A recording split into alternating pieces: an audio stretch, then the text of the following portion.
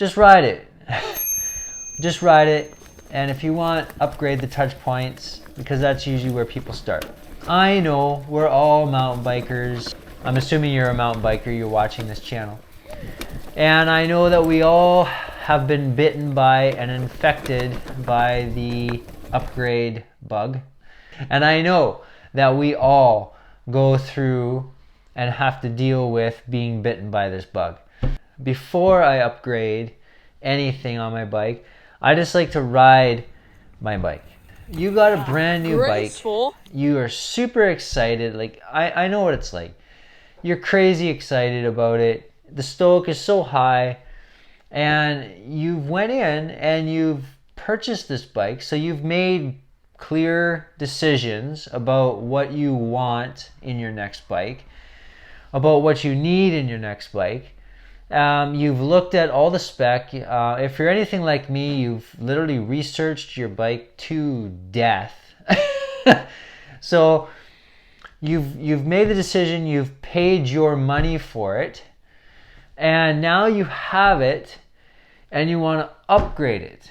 Well, my recommendation is ride your brand new bike first for quite a few rides before you even think about upgrading it. Ride your bike for a while first. And for a while, I mean like at least half a season or more. Then you can know where your bike falls short. So there's 5 key areas that I would suggest if you wanted to start upgrading your bike. These are the points where I would start. Grips, handlebars, pedals, saddle, and tires. Leaving tires aside, the first 4 that I mentioned are where I would start. As you go through the season and you put more and more rides on your bike, you will start to notice the shortcomings of your bike. Or you may not notice any shortcomings at all. When upgrading, I really, really, really highly suggest that you look and be honest with yourself, okay? If you look, oh, this fork is crap, is it really that terrible, your fork? Is it really that terrible?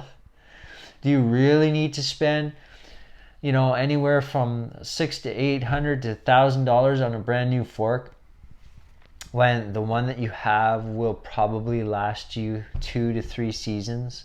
If you already know that you're going to buy this bike and then upgrade it right away, then why not look at a higher spec level? Now, in saying that, if you look at the higher spec level, you have to be content with what the bike manufacturer has spec'd on the higher spec level. So if you're going to pay $400 to $800 more for that higher spec, then that is the spec you probably need to be content with. You could have this mentality as well.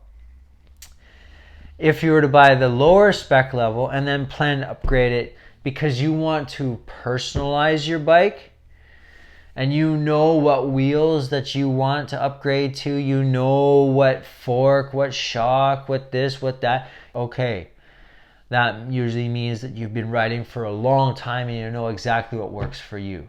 When my son was looking for his new bike, the one thing he said to me was that I want to get a bike that I want to pay for now, but I don't want to upgrade it. I want a bike that I don't need to upgrade. And he says, yeah, I don't want to upgrade a brand new bike. I want to get all the parts on it that I need and want, so that I don't have to spend more money after the fact. So the point that I'm trying to get across in this video is buy a bike because you've done a whack load of research on it and it's the bike that you really want.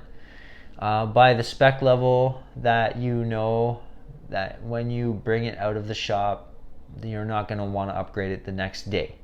So at the end of the day, when you're looking at a new bike, just really be honest with yourself, research it to death, and try and figure out, okay, at this spec level, am I comfortable? Am I content with this for a while, right?